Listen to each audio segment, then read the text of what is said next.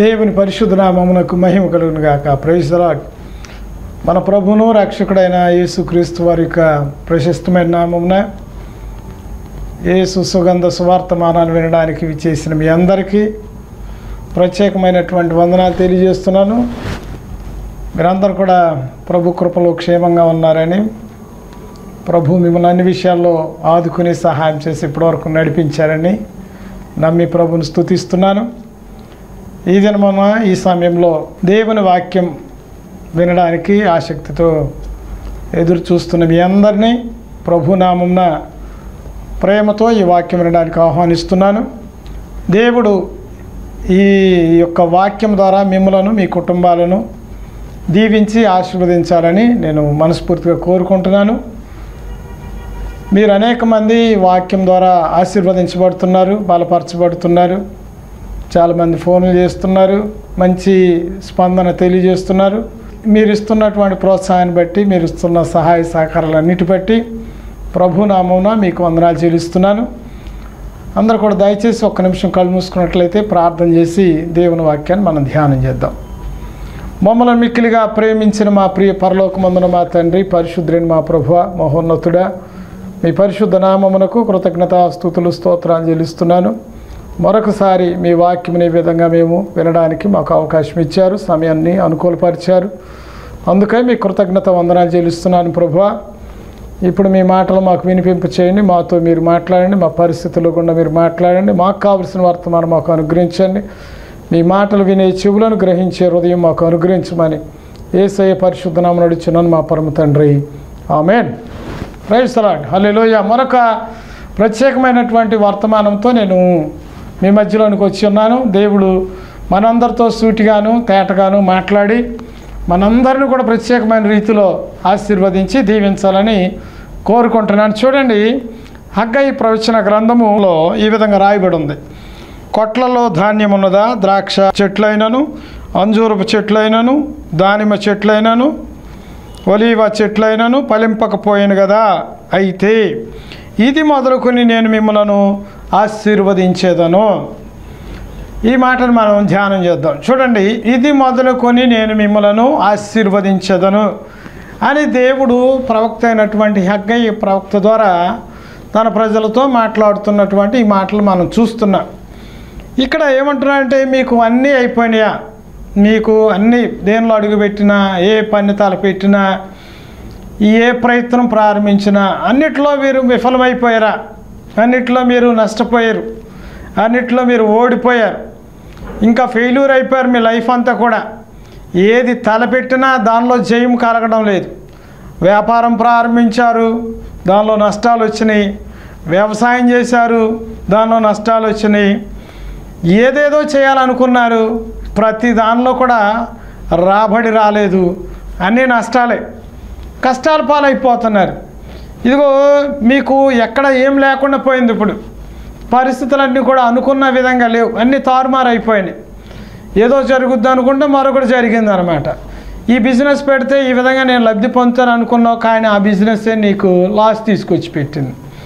లేదా ఈ పనిలోకి వెళ్తే ఈ పని వల్ల నేను దీవించబడతాను అనుకున్నావు, కానీ ఆ పనే లేకుండా పోయింది. ఈ విధంగా మీరు అనుకున్నవన్నీ కూడా ఒకటి అనుకుంటే ఒకటి జరుగుతుంది. ఏదో జరగాలి అని మీరు ఆశపడుతున్నారు, కానీ అది జరగడం లేదు. చాలా ఇబ్బందులు పాలవుతున్నారు. మనశ్శాంతి లేకుండా, ప్రశాంతత లేకుండా అయ్యోమయ్యే పరిస్థితులు ఉంటున్నారు. ఇప్పుడు ఏంటి, నేను పంట కోసాను, సరిగా పంట నా చేతికి రాలేదు, వ్యాపారం చేశాను, నష్టాలు పాలయ్యాను, ఇదేమిటి ఇలాగ అయిపోతుంది, నా భవిష్యత్తు ఏంటి, ఇప్పుడు నేను ఏం పని చేస్తే నేను దీవించబడతాను, ఏ ప్రయత్నం చేస్తే నా కుటుంబం పోషించబడుతుంది, సమాజంలో నేను ఇంకొక స్థానంలోనికి వెళ్ళాలంటే నేను ఎలా ఉండాలి అని చాలా మదన పడుతున్నారు అనేక మంది. ఆర్థికంగా నష్టపోయి, ఆర్థిక సమస్యల వల్ల పరువు పోగొట్టుకుని, అలాగే కుటుంబం గడవక, అవసరాలు తీర్చబడలేక, మీరు అనుకున్నవి ఏమీ జరగట్లేదు, పిల్లలకు చదువు చెప్పించలేకపోతున్నారు, మీ కుటుంబ పరిస్థితులు అల్లకల్లోలంగా మారిపోయినాయి, బ్యాంకులో బ్యాలెన్స్ లేదు, ఇంట్లో డబ్బులు లేవు, కావలసిన సరుకులు లేవు, ఏది కూడా లేదు, అన్నీ కూడా నిల్గా ఉన్నాయి. పరిస్థితి అంతా కూడా అడ్డం తిరిగిపోయింది. ఇప్పుడు ఏం చేయాలో అర్థం కావట్లేదు. ఇలాంటి పరిస్థితుల్లో దేవుడు అంటున్నాడు కదా, తోటలో ధాన్యం లేదా, లేకపోతే అంజూరపు చెట్లు ఫలింపలేదా, మీరు వేసినటువంటి పంట ఫలించలేకపోయినా, ఏది జరిగినా సరే దేవుడు ఏమంటున్నాడు తెలుసా, ఇది మొదలుకొని ఇప్పటివరకు ఆపేసేయండి. మీకు జరిగిన నష్టం, మీకు కలిగిన కష్టం, పోయినటువంటి ఇబ్బందికరమైన పరిస్థితులు అన్నీ కూడా వీటన్నిటికి ఫుల్ స్టాప్ పెడతారని దేవుడు తెలియజేస్తూ ఉన్నాడు. ఇక ఆలోచన చేయబాకండి. ఏ విధంగా ఆశీర్వదించబడాలో ఆ విధంగా ఆశీర్వదించబడ్డానికి మీ మార్గంలో మీరు ప్రయాసపడ్డారు, మీరు ప్రయత్నం చేశారు, కానీ ఆ ప్రయత్నాలన్నీ కూడా విఫలమైపోయినాయి. మీరు అన్ని విధాల శాయశక్తుల పైకి రావడానికి మీరు ప్రయత్నం చేశారు, కానీ నష్టపోయారు. లేకపోతే నమ్ముకున్న వాళ్ళ వల్ల మీరు మోసపోయారు. అయినా ఇవన్నీ జరిగినా సరే దేవుడు అంటున్నాడు, వీటన్నిటికీ ఒక ఫుల్ స్టాప్ పెట్టింది. వాటి గురించి మీరు ఆలోచన చేయబోకండి. అయ్యో నాకేం పరిస్థితి ఇలాగ అడ్డమైపోయింది, లేకపోతే నేను అనుకున్నది ఒకటి జరుగుతున్నది ఒకటి, నా పరిస్థితులు ఏమిటి అని మీరు ఆందోళన చెందుతున్నారా? ఇవన్నీ మానేయండి, ఆందోళన మానేయండి. ఈ సమయంలో దేవుడు నీతో మాట్లాడుతున్నాడు. అంటున్నాడు కదా, ఇది మొదలుకొని నేను మిమ్మల్ని ఆశీర్వదిస్తానంటున్నాడు. ఇప్పటివరకు వదిలేయండి ఈ పరిస్థితి. గత ఫాస్ట్ ఈజ్ ఫాస్ట్, జరిగిపోయిన దాన్ని మనం తిరిగి తీసుకురాలేం. గడిచిపోయిన దాని గురించి ఒక్క నిమిషం ఆలోచన చేస్తున్న పరిస్థితి మారదు, జరిగిపోయిన పరిస్థితి మారదు. ప్రజెంట్ నువ్వేం చేస్తే నీ భవిష్యత్తు ఆశీర్వాదకరంగా ఉంటుంది. నీవు ఏం చేస్తే దేవుడు నిన్ను ఆశీర్వదిస్తాడు. దేవుడే చెప్తున్నాడు, ఇది మొదలుకొని నేను మిమ్మల్ని ఆశీర్వదిస్తానంటున్నాడు. దేవుడు నిన్ను ఇది మొదలుకొని ఆశీర్వదించబడాలి అంటే ఏం చేస్తే దేవుడు నిన్ను ఆశీర్వదిస్తాడు? ప్రార్థన చేస్తేనా, లేకపోతే వాక్యం వింటేనా, లేకపోతే ఉపవాసాలు ఉంటేనా? చూద్దాం వాక్య భాగం నుండి ఏం చేస్తే దేవుడు నిన్ను ఆశీర్వదిస్తాడు. అదే కోరుకుంటారు కదా, అయ్యా నేను ఏం చేయాలయ్యా పైకి రావాలంటే, నా ప్రయత్నం సఫలం అవ్వాలంటే ఏం చేయాలయ్యా, నేను అనుకున్నది జరగాలంటే ఏం చేస్తే నాకు జరుగుద్ది అని చాలామంది దగ్గర మీరు వాపోతుంటారు కదా. ఈరోజు దేవుడిని అడుగుదాం, దేవా నేను ఏం చేస్తే నువ్వు నన్ను ఆశీర్వదిస్తావు? మీరు చెప్తున్నారు కదా ఇది మొదలుకొని ఆశీర్వదిస్తానని. మరి నేను ఏం చేస్తే, నేను ఎలా ఉంటే నీవు నన్ను ఆశీర్వదిస్తావు? ఒక్క మాట మనం జ్ఞాపకం చేసుకుందామండి. ఆశీర్వదించేవాడు దేవుడే, సహాయం చేసేవాడు దేవుడే, ఒకరిని హెచ్చించేవాడు దేవుడే, ఒకరిని ఉన్నతమైన స్థితిలోనికి నడిపించేవాడు దేవుడే అన్నది ఖచ్చితంగా మీరు నమ్మాలి, విశ్వసించాలి. మనుషుల మీద మీరు ఆధారపడి, లేకపోతే మీ సొంత ఆలోచన మీద మీరు ఆధారపడి, మీ సొంత ప్రయత్నాలు మీరు చేసుకుని మీరు విఫలమైపోయి ఉంటారు. కానీ ఒక్కటి చెప్తున్నాను, మీ ప్రతి పరిస్థితిని చక్కబెట్టేవాడు దేవుడు ఒక్కడే. ప్రభువైన యేసుక్రీస్తునందు మన విశ్వాసం ఉంచి, ప్రభువా నన్ను హెచ్చించేవాడు నీవే, నన్ను గొప్ప చేసేవాడు నీవే, నన్ను ఆశీర్వదించేవాడు నీవే, నా పరిస్థితులను మార్చే దేవుడు నీవే, నా స్థితిగతులన్నీ కూడా నీ వశంలో ఉన్నాయి అని నువ్వు నమ్మి దేవుణ్ణి నువ్వు వెంబడిస్తే దేవుడు మాత్రమే ఆశీర్వదిస్తాడు. ఎప్పుడు కూడా ఈ వ్యక్తి ద్వారా నేను ఆశీర్వదించబడతానో, లేదా పలానోడు సహాయం చేస్తే నేను గొప్ప అవుతానని ఎప్పుడు అనుకోబాకండి. ఒకరిని హెచ్చించేవాడు దేవుడే, ఏమండి, ఒకరిని గొప్ప చేసేవాడు దేవుడే, ఒకరిని ఉన్నతమైన స్థితిలోనికి స్థానంలోనికి నడిపించేవాడు దేవుడే. అది గుర్తుంచుకోండి, దేవుడే ఆశీర్వదించేవాడు. కాబట్టి ఏం చేస్తే దేవుడు మనలను ఆశీర్వదిస్తాడో వాక్యం సహాయంతో మనం తెలుసుకుని ఆ విధంగా దేవుడు చెప్పినటువంటి వాటిని మనం చేస్తూ ఉంటే ఆటోమేటిక్గా దేవుడే నిన్ను ఆశీర్వదించడం ప్రారంభిస్తాడు. దేవా ఇది చేశాను నేను ఆశీర్వదించబడలేదు అని అంటానికి వీలు లేకుండా నువ్వు దేవుడు చెప్పిన విధంగా చెయ్యి, తప్పనిసరిగా దేవుడు నిన్ను నీ కుటుంబాన్ని గొప్పగా ఆశీర్వదిస్తాడు. పేతురు భక్తుడు అంటాడు కదా, మీరు ఆశీర్వాదమునకు వారసులగుటకే పిలువబడ్డారని అంటాడు. 1 పేతురు పత్రిక 3:9 అంటాడు, మీరు ఆశీర్వాదమునకు వారసులగుటకే పిలువబడ్డారు. గుర్తుంచుకోండి, దేవుడు మిమ్మల్ని పిలిచింది దరిద్రులుగా చేయడానికి, బలహీనులుగా ఉండడానికి పిలవలేదండి. నీకున్నదాన్ని పోగొట్టుకోవడానికి దేవుడు పిలవలా, ఉన్నదానికంటే అత్యధికమైన ఆశీర్వాదాలు ఇచ్చి గొప్ప చేయడానికే దేవుడు నిన్ను పిలిచాడు. దేవుడు నమ్మిన వారు ఎవరు చెడిపోలేదు, దేవుని నమ్మిన వారు ఎవరూ శాపగ్రస్తులు అవ్వలేదు. శాపగ్రస్తులు ఆశీర్వదించబడ్డారు, దీనులు గొప్పవాళ్ళు అయ్యారు, దరిద్రులు ఉన్నతమైన స్థాయిలోనికి వచ్చారు. కాబట్టి దేవుడు మనల్ని ఎందుకు పిలిచాడంటే ఆశీర్వాదమునకు వారసులు అవడానికి పిలిచాడు. గుర్తుంచుకోండి, దేవుడు మనల్ని ఆశీర్వదిస్తాడు. అది మనం తప్పనిసరిగా మన మనసులో పెట్టుకోవాలి. నన్ను ఆశీర్వదించేవాడు దేవుడే, నేను పిలువబడ్డాను, దేవుడు నన్ను పిలిచాడు కాబట్టి నేను దేవుడిని నమ్ముకున్నాను, దేవుడు నన్ను పిలిచాడు కాబట్టి దేవుని యొద్దకు నేను వచ్చాను, దేవుడు నన్ను పిలిచాడు కాబట్టి దేవుని సన్నిధానం నేను నడుచుకుంటున్నాను. సో దేవుడు పిలిచింది ఎందుకంటే ఆ పర్పస్ ఆఫ్ కాలింగ్ ఏమిటంటే దేవుడు నిన్ను ఆశీర్వదించడానికి. పేతురు భక్తులు అదే మాట చెప్తున్నాడు మనతో, మీరు ఆశీర్వాదమునకు వారసులు అవడానికి పిలువబడ్డారు. వారసత్వాన్ని, ఆశీర్వాదపు వారసత్వాన్ని ప్రభువైన యేసుక్రీస్తు వారు మనకిచ్చేవాడుగా ఉన్నాడు. దేవునికి స్తోత్రం కలుగునుగా. హల్లెలూయా. కాబట్టి దేవుడు ఆశీర్వదించేవాడు, దేవుడు గొప్ప చేసేవాడు అన్నది జ్ఞాపకం చేసుకోండి. మనము చూద్దాం, యేసు ప్రభు వారు ఆయన ఆరోహణై పరలోకానికి వెళ్ళేటప్పుడు లోకాసు వార్తలో ఆఖరి అధ్యాయం ఆఖరి వచనం రాయబడింది. ఆయన బేతనియా కొండ వరకు ఆయన శిష్యులందరూ కూడా ఎండబెట్టుకుని వెళ్ళి ఆ బేతనియా కొండ మీదకి వెళ్ళిన తర్వాత వారి మీద చేతులుంచి ఆయన వారిని ఆశీర్వదించారని రాయబడింది. దేవుడు చేతులు చాపేది మనల్ని ఆశీర్వదించడానికి, మన కొరతలు తీర్చడానికే, మన కొదువులు తీర్చడానికి, మన అవసరాలన్నీ కూడా తీర్చడానికి దేవుడు ఆయన చేతులు చాపేది. యేసు ప్రభు కూడా ఈ లోకంలో ఉన్నప్పుడు అనేక మందిని ఆయన చెయ్యి చాచి స్వస్థపరిచాడు, చేతులు చాపి బలపరిచాడు, చేతులు చాపి ఆశీర్వదించాడు, చేతులు చాపి అవసరాలు తీర్చాడు. ఆయన వెళ్ళేటప్పుడు కూడా ఆరోహణై పరలోకానికి వెళ్ళేటప్పుడు కూడా ఆయన చేతులు చాచి అక్కడ ఉన్నటువంటి బేతనియా కొండ వరకు వచ్చినటువంటి శిష్యులైన ఆ 500 మంది మీద కూడా ఆయన చేతులు చాపి వారిని ఆశీర్వదించడానికి రాయబడి ఉంది. కాబట్టి దేవుడు మనల్ని పిలిచింది ఆశీర్వదించడానికి. ఆయన మనలను లోకంలో నుండి సపరేట్ చేసింది, లేదా చీకట్లో నుండి వెలుగులోనే నడిపించింది ఆయన చేతులు చాచి నిన్ను నన్ను మనల్ని కూడా ఆశీర్వదించడానికే. కాబట్టి దేవుడు ఆశీర్వదించేవాడు, అది గుర్తుంచుకోండి. మీ జీవితంలో ఎవరి ద్వారా ఆశీర్వాదం రాదు.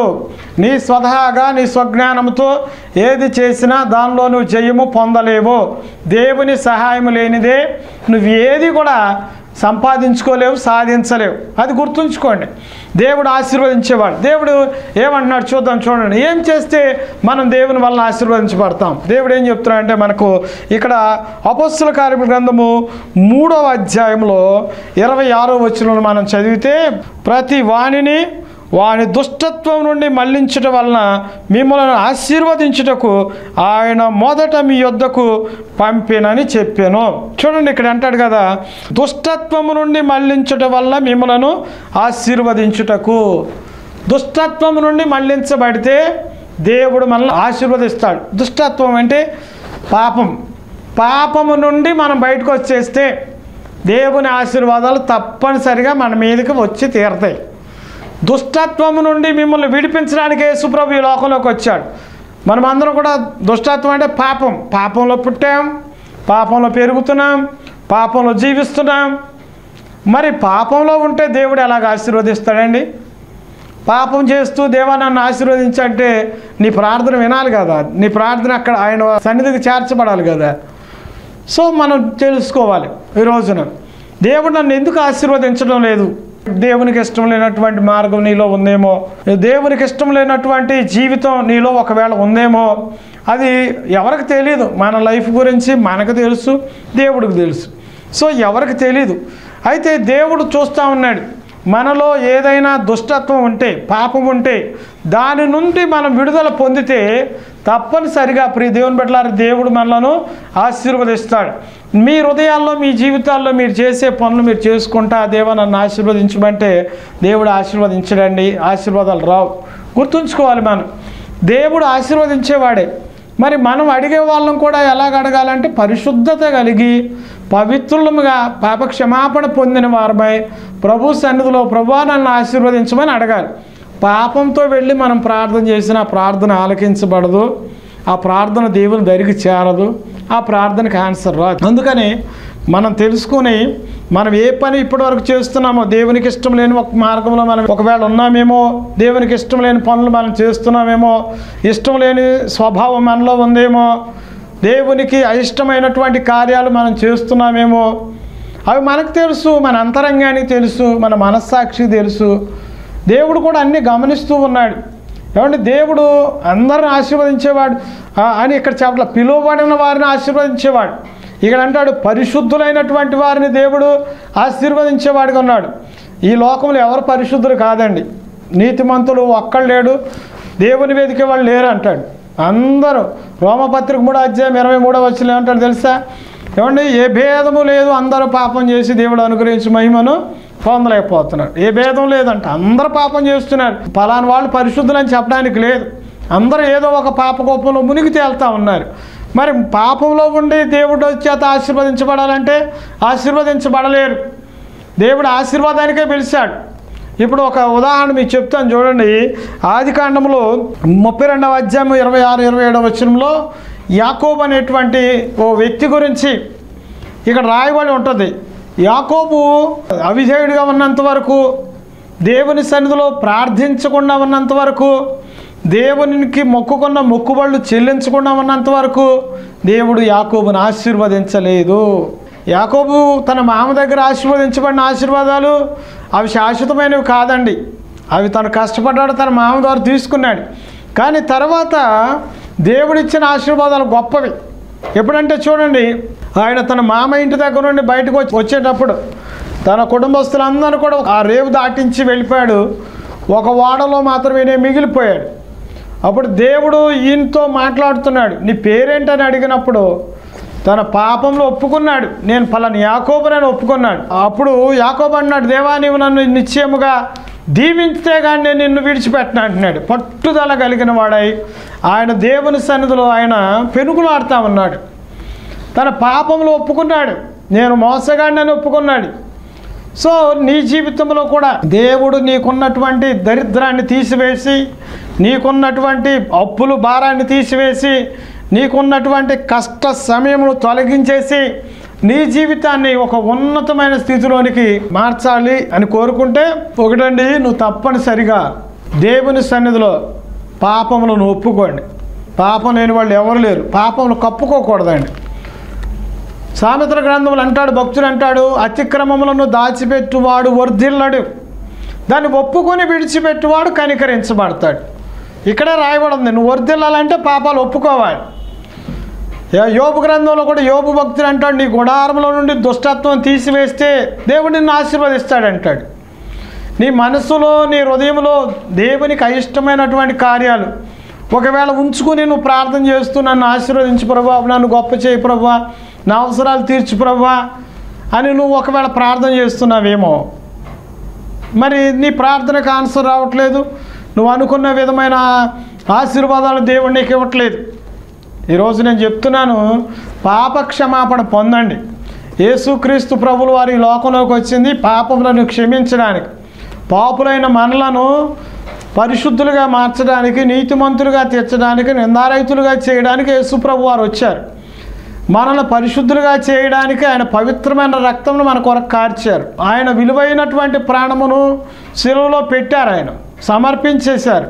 తన సమస్తాన్ని మన కొరకు ఇచ్చారు. ఎందుకంటే మనం పాపంలో పుట్టాం, పాపంలో పెరుగుతున్నాం, పాపంలో ఉండి మనం ఆశీర్వదించబడలేం, పాపంలో ఉండి పరలోక వారసత్వాన్ని పొందుకోలేం. పాపంలో ఉంటే ఆ శాపంలోనే మనం మగ్గిపోతూ ఉంటాం. మన మీద ఉన్న పాపాన్ని, ఆ శాపాన్ని తొలగించడానికి దేవుడు తన కుమారుడైన యేసుక్రీస్తు వారిని లోకంలో పంపించారు. యేసుక్రీస్తు వారు మనల్ని ప్రేమించి ఆయన ప్రాణము కంటే, ఆయన రక్తము కంటే, ఆయన దేహము కంటే మనల్ని ఎక్కువగా ప్రేమించి ఆయన ప్రాణాత్మ దేహములను మన కొరకు ఇచ్చేశారు. సో ఇప్పుడు మనము నీతిమంతులుగా మార్చబడడానికి, పరిశుద్ధులుగా తీర్చబడడానికి, పాపరహితులుగా జీవించడానికి ఒక మంచి మార్గాన్ని ప్రభు మన కొరకు తెరిచారు. అది యేసుక్రీస్తు వారి యొక్క రక్తం. ఆ రక్తాన్ని మనం శరణ వేడితే 1 యోహాను పత్రిక 1:7-9 అంటాడు, ప్రభు అయిన యేసుక్రీస్తు ప్రతి పాపం నుండి మనల్ని పవిత్రులుగా చేసి సమస్త దుర్నీతి నుండి మనల్ని విడిపించినట్టాడు. కాబట్టి యేసుక్రీస్తు రక్తము మన పాపాలను క్షమించేది.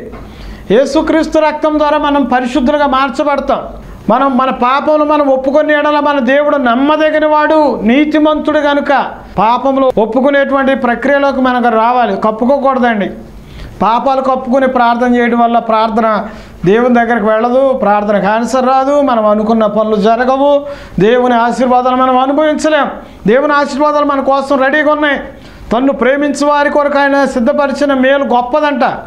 గొప్ప మేలులు దేవుడు నీ కోసం సిద్ధం చేసి ఉంచాడు. మరి అవి అనుభవించాలంటే లోపలికి వెళ్ళాలి. నువ్వు లోపలికి వెళ్ళాలంటే పరిశుద్ధతతో వెళ్ళాలి.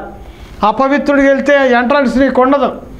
పరిశుద్ధతతో, పవిత్రతతో, యేసుక్రీస్తు రక్తంలో కడగబడి నువ్వు పరిశుద్ధుడిగా మార్చబడితే ప్రభు యొక్క ఆశీర్వాదాలకు నువ్వు హక్కుదారుడు అవుతావు. ప్రభు ఇచ్చే ఆశీర్వాదాలని సొంతం చేసుకోగలుగుతావు. ప్రభు నిన్ను ప్రేమిస్తున్నాడు, నిన్ను దీవించాలని ఆయన కోరుకుంటున్నాడు. నీ పాపాలు తొలగించాలని, నీ మీద ఉన్న శాపం కొట్టివేయాలని, నీ కుటుంబం మీద ఉన్న శాపాన్ని తొలగించాలని ఆయన ఇష్టపడుతున్నాడు. ఎన్ని చేసినా దేనిలో కూడా నీకు సఫలత దొరకట్లేదు. ఎన్నో ప్రయత్నాలు చేస్తున్నావు, విఫలమైపోతున్నావు, నానా ఇబ్బందులు పాలవుతున్నావు, తల బాదుకుంటున్నావు. ఏంటి నా పరిస్థితి మారడం లేదు, రేపు నా పిల్లల భవిష్యత్తు ఏమిటి, నా భవిష్యత్తు ఏంటి, నా కుటుంబం భవిష్యత్తు ఏమిటి, ఎన్ని పనులు చేసినా పనుల్లో నా జయం దొరకట్లేదు, ఎన్ని వ్యాపారాలు చేసినా అన్నింటిలో నేను నష్టపోతున్నాను, అయ్యో అని నువ్వు తల బాదుకుంటున్నావు, చాలా వేదనకు గురి అవుతున్నావు. ప్రియ దేవుని బిడ్డ, దేవుడు నమ్మదగిన వాడండి. ఆయన ప్రేమామయుడు, ఆయన కరుణ కలిగినటువంటి వాడు, జాలి కనికరం కలిగినటువంటి దేవుడిని నువ్వు కలిగి ఉన్నావు. ఈ గొప్ప దేవుడు నువ్వు కష్టాల్లో ఉండడం చూస్తూ ఉండేవాడు కాదు. ఆయన నువ్వు బాధలు పడుతుంటే ఆయన చూస్తూ వదిలిపెట్టేవాడు కాదు. నీకు ఒక మార్గాన్ని తెరవడానికి ఆయన ఇష్టపడుతున్నాడు. ఈ రోజున నీ శ్రమల నుండి తప్పించాలని కోరుకుంటున్నాడు. నీ ఆర్థిక ఇబ్బందుల నుండి నిన్ను విడిపించాలని ఆయన కోరుకుంటున్నాడండి. నువ్వు ఎంతకాలమని ఇలాగే మగ్గిపోతూ ఉంటావు.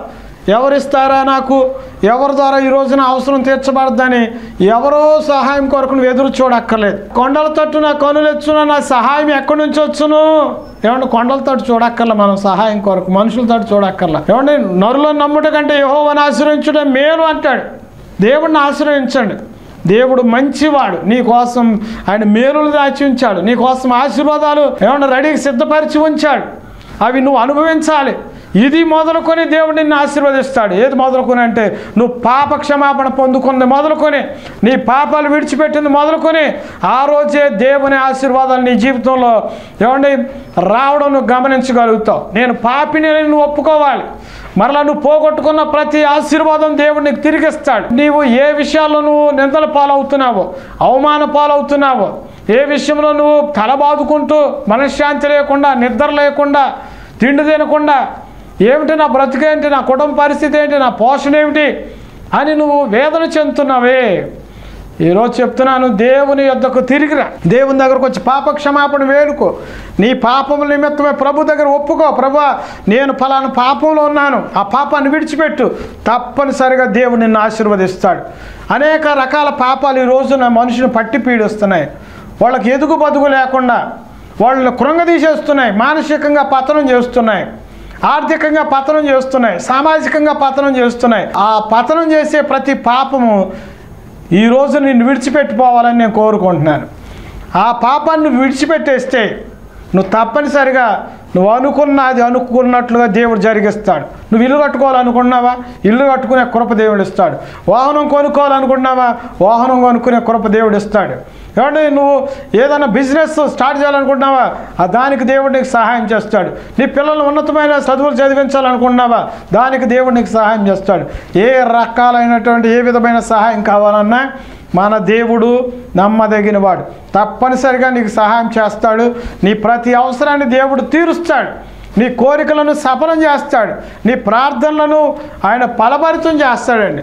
తెలుసుకోండి, దేవుడు మంచివాడండి, దేవుడు నమ్మదగిన వాడు. ఎందుకు దేవుడు ఆశీర్వాదాలు ఇప్పటిదాకా పొందలేకపోయావంటే నీవు తెలుసుకోవాల్సింది, నీలో పాపం ఇంకా ఏదో ఓ మూలను గూడు కట్టుకుని ఉంది. ఆ పాపాన్ని విడిచిపెట్టి వచ్చేసాయి.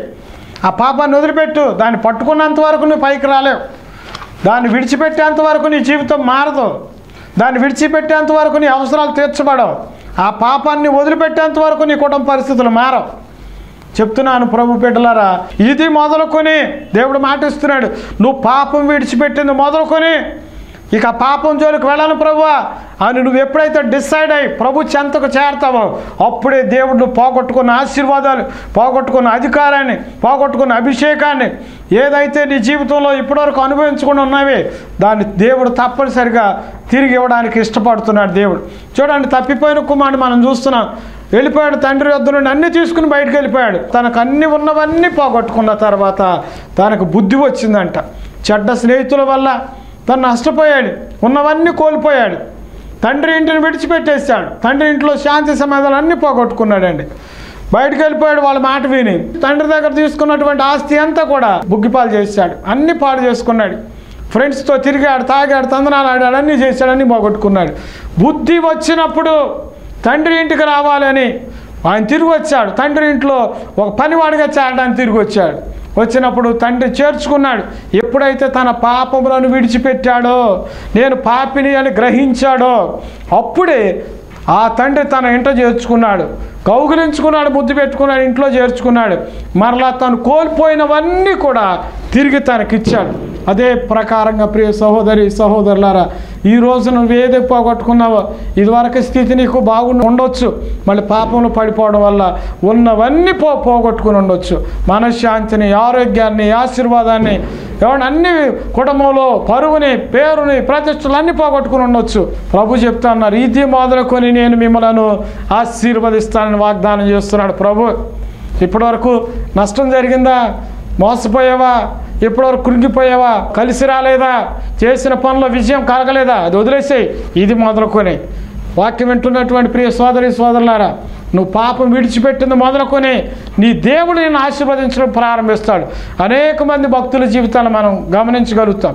ఇప్పుడు ప్రజెంట్లో కూడా అనేక మందిని మనం చూస్తున్నాం. వాళ్ళ పాపాలు విడిచిపెట్టడం ద్వారా చక్కని ఇళ్ళు కట్టుకుంటున్నారు, మంచిగా పిల్లలను చదివించుకుంటున్నారు, మంచి ఉద్యోగాల్లో సెటిల్ అవుతున్నారు, మంచి వ్యాపారాలు అభివృద్ధి పొందుతున్నారు, అనుకున్న కార్లు కొనుక్కుంటున్నారు. ఆశీర్వాదకరమైన జీవితాన్ని అనేక మంది ఈరోజు జీవిస్తూ ఉన్నారు. నువ్వు కూడా అలాంటి జీవితాన్ని జీవించాలని కోరుకుంటే నాతో కలిసి ప్రార్థనలు ఏకీపించు. ప్రియ సోదరి సోదరులారా, నీ పాపాలు ఒప్పుకుంటే దేవుడు నేను తప్పనిసరిగా ఆశీర్వదిస్తాడు, దీవిస్తాడు. ఇది మొదలుకొని, ఏది మొదలుకొని అంటే నీ పాపములను ఒప్పుకొని విడిచిపెట్టింది మొదలుకొని దేవుడు నిన్ను ఆశీర్వదించడం ప్రారంభిస్తాడు. ఇంకా రాబోయేటువంటి ఎపిసోడ్లో నేను చెప్తాను ఏం చేస్తే దేవుడు మనల్ని ఆశీర్వదిస్తాడు. ఈ రోజున మనం తెలుసుకున్నాం దేవుడు ఆశీర్వదించేవాడని. ఇది మొదలుకొని ఆశీర్వదిస్తానని చెప్పాడు. మనం ఆశీర్వాదానికి వారసులు అవడానికే పిలువబడ్డామని తెలుసుకుంటున్నాం. ఆయన యొద్దకు వచ్చిన వారందరి మీద ఆయన చేతి నుంచి ఆశీర్వదించాడని మనం తెలుసుకున్నాం. మనల్ని కూడా ఆశీర్వదించే దేవుడిగా ఆయన ఉన్నాడని మనం తెలుసుకున్నాం. మన కొరకు ఆయన మేలులు దాచాడు, ఆశీర్వాదాలు సిద్ధపరిచాడు. అవన్నీ మన సొంతం చేయడానికి ప్రభు ఇష్టపడుతున్నాడు. వాటిని నువ్వు సొంతం చేసుకోవాలనుకుంటున్నావా? ఈ క్షణంలో నాతో కలిసి మోకరించు, ఉన్న స్థలంలో కళ్ళు మూసుకో, ప్రార్థన చేయి. ప్రభువా, నిజమే నాయన, నేను అనుకున్న ఏ పని ఇప్పటివరకు జరగలేదు, నేను ఒప్పుకుంటున్నాను నేను పాపినని. అని నువ్వు ఒప్పుకో. నీ పాపాలు ప్రభు క్షమించడానికి సిద్ధంగా ఉన్నాడు. పాపములు క్షమించుటకు సిద్ధ మనసు కలిగి ఉన్నవాడు మన దేవుడు. ప్రార్థన చేద్దాం. మమ్మల్ని మిక్కిలిగా ప్రేమించిన మా ప్రియ తండ్రి, మీ పరిశుద్ధ నామాన్ని స్తోత్రాలు చెల్లిస్తున్నాం. ఇదిగో మా ప్రియ సోదరి సోదరులు అనేక కష్టాల్లో గుండా వెళుతున్నారు, సమస్యల్లో గుండా వెళుతున్నారు. అనుకున్నవన్నీ జరగడం లేదు. ఏ పని తలపెట్టినా నష్టపోతున్నారు, మోసపోతున్నారు. పైకి రావాలని ఆరాటపడుతున్నారు, కానీ ఇంకా వెనక్కి వెళ్ళిపోతున్నారు. జీవితాలు పతనం అయిపోతున్నాయి. ప్రభువా, తెలుసుకునే భాగ్యాన్ని ఇచ్చారు. ఇదిగో దేవా, ఆశీర్వదించేవాడు నీవేనని ఈ రోజున నాతో ప్రభు ప్రార్థనలో బిడ్డలు ఏకీభవించారు. వీరిని ప్రత్యేకమైన రీతిలో మీరు దర్శించండి ప్రభు. పాపం దుష్టత్వం నుండి విడిపించడం ద్వారా వారిని ఆశీర్వదిస్తారని నీ వాగ్దానం మాకు ఇచ్చారు ప్రభా. వారు మీ సన్నిధిలో ఒప్పుకున్న ప్రతి పాపమును దయతో క్షమించి మీ పవిత్రమైన రక్తంతో బిడ్డల పాపములను కడగండి. పరిశుద్ధులుగా, నీతిమంతులుగా, నిందారహితులుగా, నిర్దోషులుగా బిడ్డలు మీరు చేసి మీ ఆశీర్వాదమునకు పాత్రులుగా చేయమని మీకు నేను ప్రార్థన చేస్తున్నాను. విన్న వాక్యానుసారంగా బిడ్డలు వారు ప్రభు మీ యొద్ద నుండి దీవించబడి ఆశీర్వదించబడి మంచి సాక్షులుగా జీవించే భాగ్యమును అనుగ్రహించమని మా ప్రార్థనలు విన్నందుకు మీ స్తోత్రాలు చెల్లిస్తున్నా. ఈ బిడ్డల కుటుంబాలను ఆశీర్వదించండి, కుటుంబంలో ఉన్న కొరతలు తొలగించండి, సమస్యలు తీసివేయండి, అనారోగ్యంగా ఉన్న బిడ్డలను స్వస్థపరచండి, బలహీనలను బలపరచండి, కృంగిన వారిని లేవనెత్తండి, మనశ్శాంతి లేని వారికి మనశ్శాంతి దయచేయండి, అనారోగ్యంతో ఉన్న వాళ్ళకి స్వస్థత దయచేయండి, కుటుంబాన్ని మీ కౌగిలి నిండా భద్రపరచండి. చదువుకునే పిల్లలు ఈ వారంలో ప్రభు స్కూల్స్కి వెళుతున్నారు, వారికి తోడుగా ఉండండి, జ్ఞానంతో వారిని నింపండి, తెలివి బుద్ధిని అనుగ్రహించండి. కావలసిన ప్రతి వనరులను అవసరాలు వారి కొరకు మీరే తీర్చండి. బిడ్డల ద్వారా మహిమ పొందండి. యేసయ్య పరిశుద్ధ నామమున అడుగుచున్నాం మా పరమ తండ్రి, ఆమేన్. ప్రభునందు ప్రియ దేవుని బిడ్డలారా, వాక్యం ద్వారా మీరు ఆశీర్వదించబడ్డారని నమ్ముతున్నాను. మీకు ఏదైనా సందేహాలు ఉన్నా, ప్రార్థన అవసరాలు ఉన్నా మాకు తెలియచేయండి. ప్రార్థన చేయడానికి మేము సిద్ధంగా ఉన్నాం. దేవుడు మిమ్మల్ని ప్రేరేపిస్తే ఈ కార్యక్రమానికి మీరు సహాయం చేయొచ్చు. దేవుడు మిమ్మలను మీ కుటుంబాలను దీవించి ఆశీర్వదించునుగాక.